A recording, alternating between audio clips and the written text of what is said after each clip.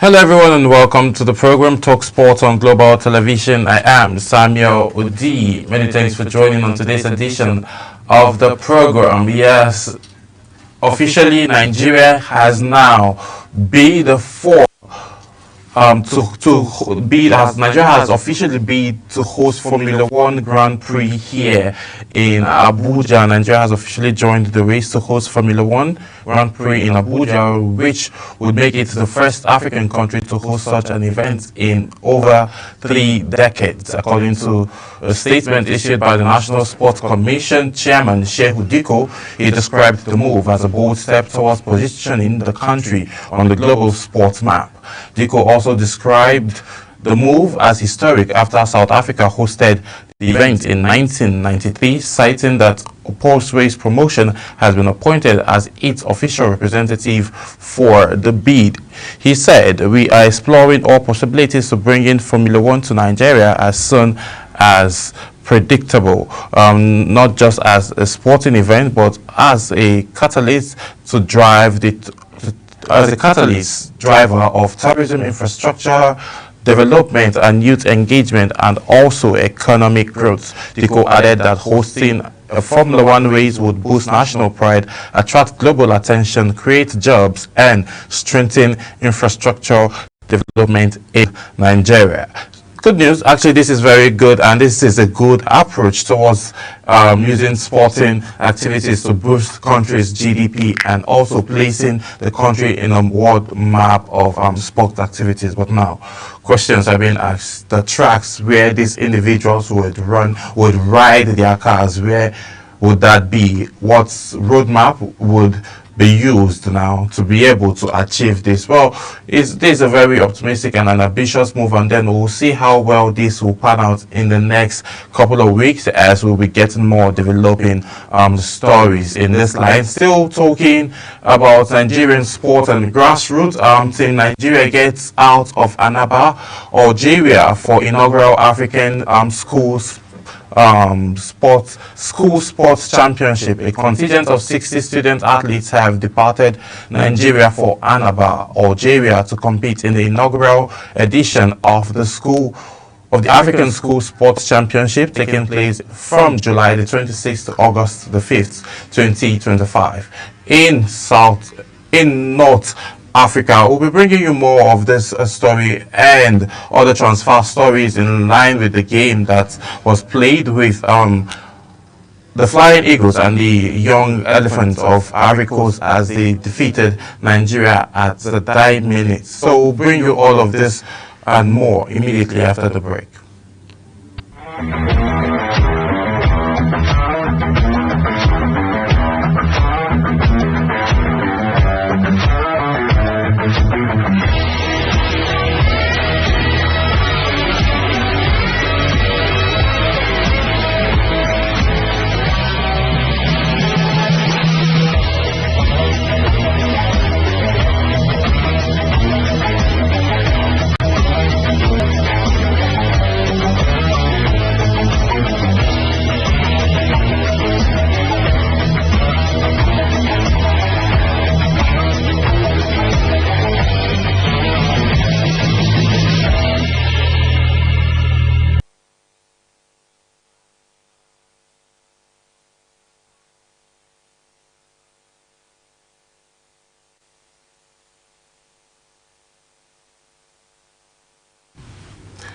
Yes, still talking, and thanks for joining us. If you just joined, this is Talk Sports, and we're having conversations before we went on a quick break around African School Sports Championship taking place from July the 26th to August the 5th, 2025 in North Africa. Team Nigeria would be represented right over there. The athletes will representing Nigeria in 10 sports, which includes athletics.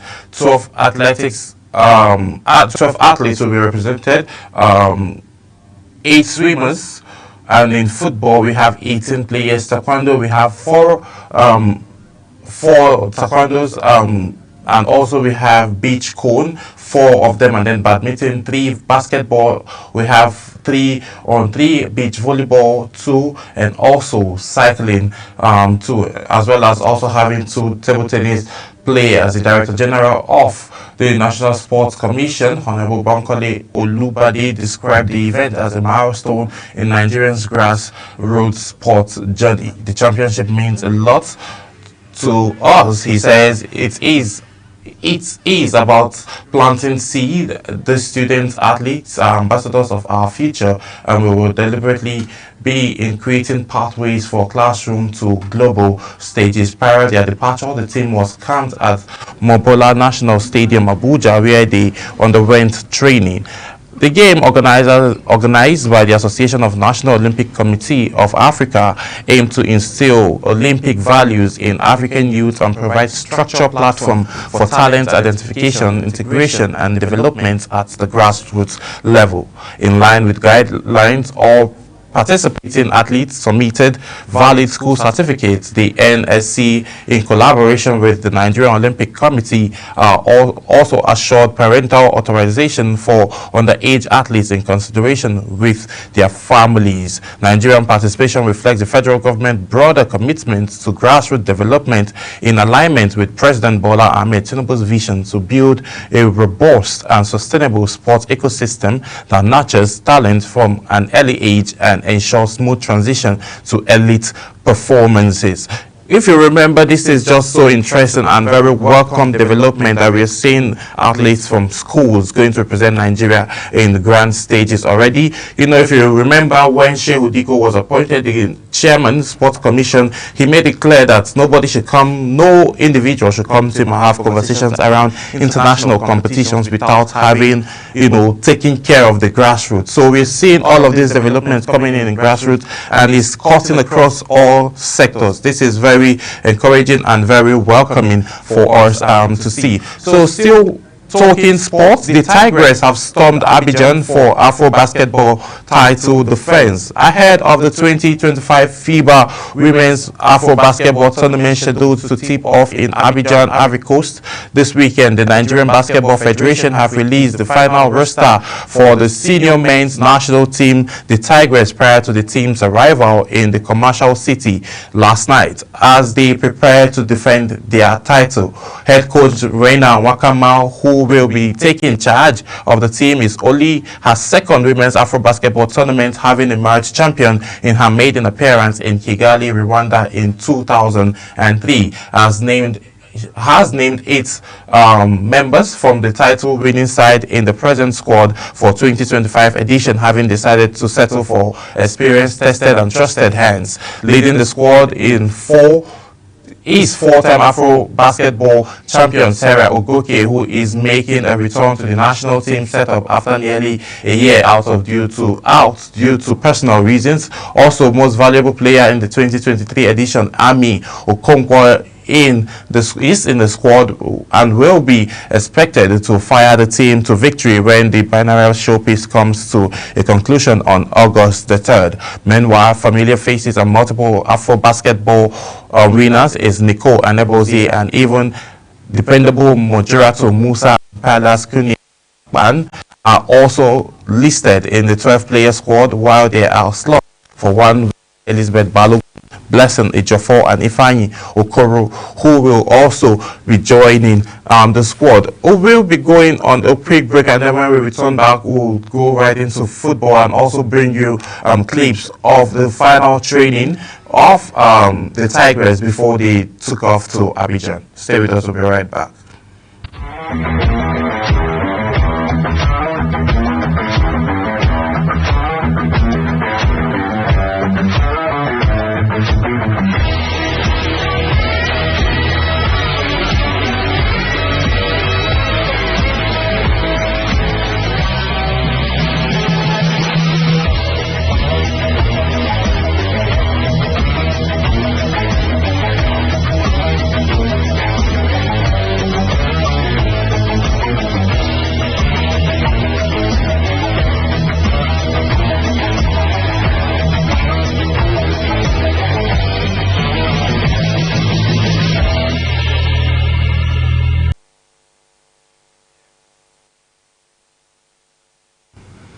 Yes, many thanks for staying with us. Now let's bring you highlights of the final training of the Tigress before they took off yesterday to Abidjan to go defend their title, which will be kickstarting this weekend, Saturday 26th, and it's going to run all through to August the 3rd. Here are the highlights of their final training section before they left Nigeria for Abidjan.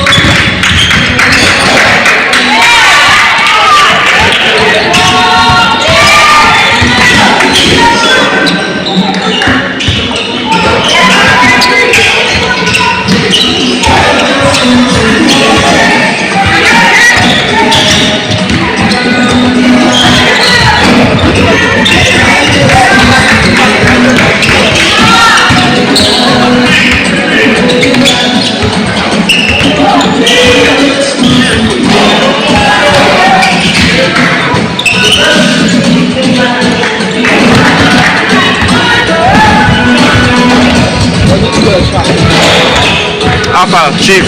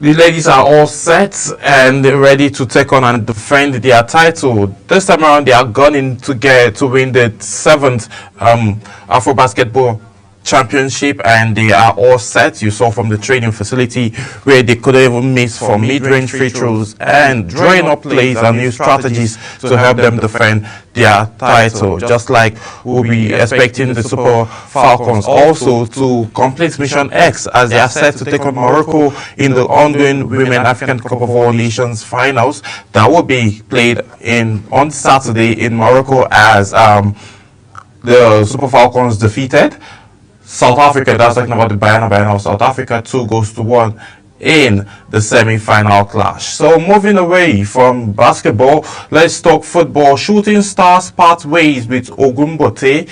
Yes, Shooting Stars Sports Club of Ibadan have parted company with head coach Benga Ogunbote and the entire management staff of the club. The Oyo-based outfit had finished the 2024-2025 Nigerian Premier Football League season in 8th position, having managed 15 wins, 9 draws and 14 defeats in 38 matches.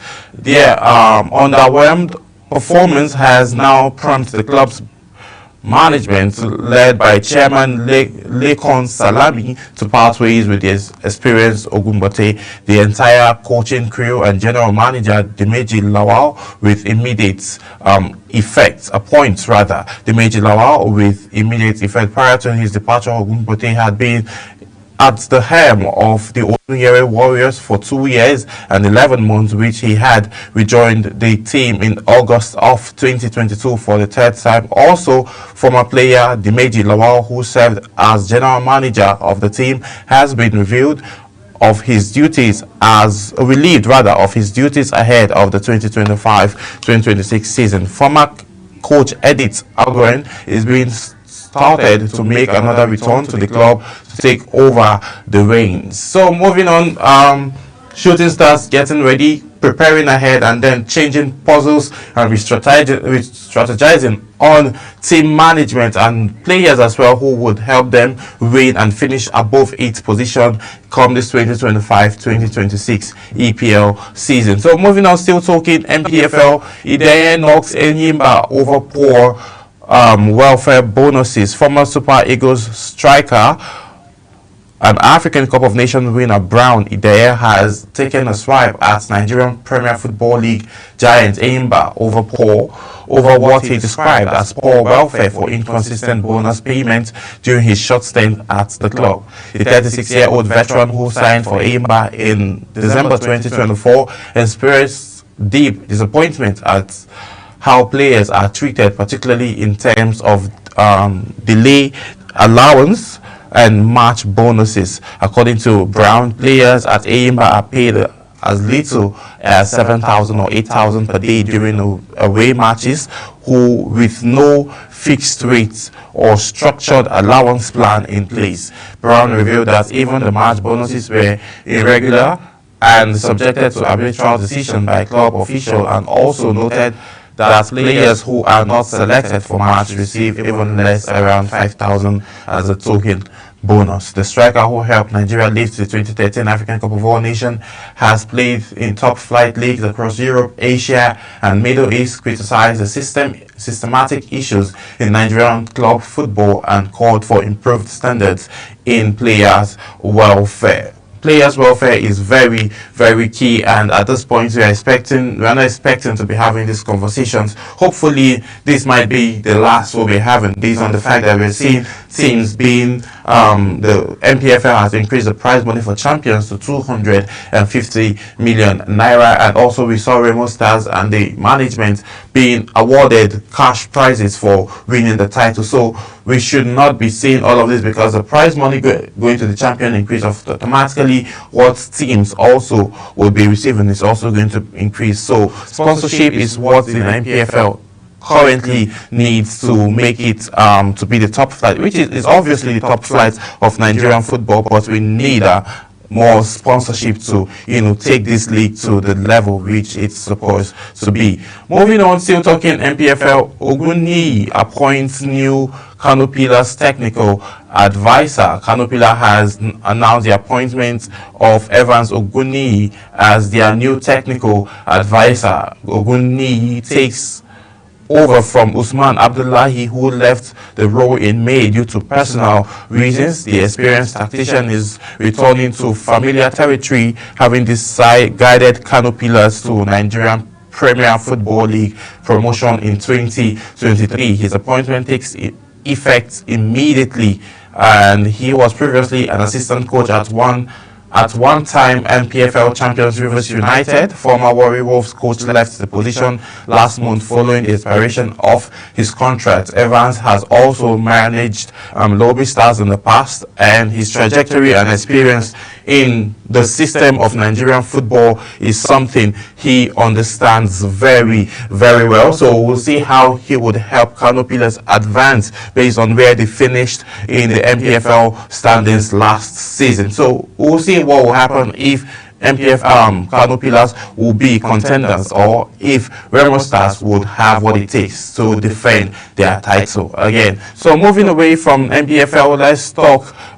Flying Eagles, as Ivorians edge Flying Eagles in WAFU B Under-20 finals. Nigerians Flying Eagles failed to hold on to their regional title following a slim 1-0 defeat at the hands of the Ivory Coast in the final of the West African Football Union Boys Cup, which took place in Ghana capital city of Accra.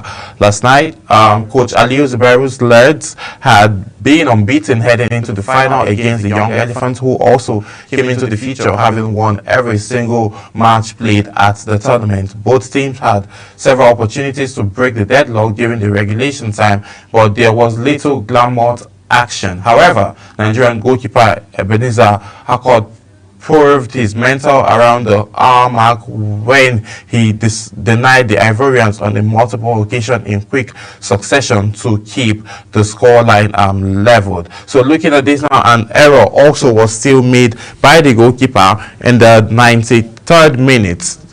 During the stoppage time, an error also was made by the goalkeeper, which made Nigeria pay. The match was looking to go into penalties before that slight error was made.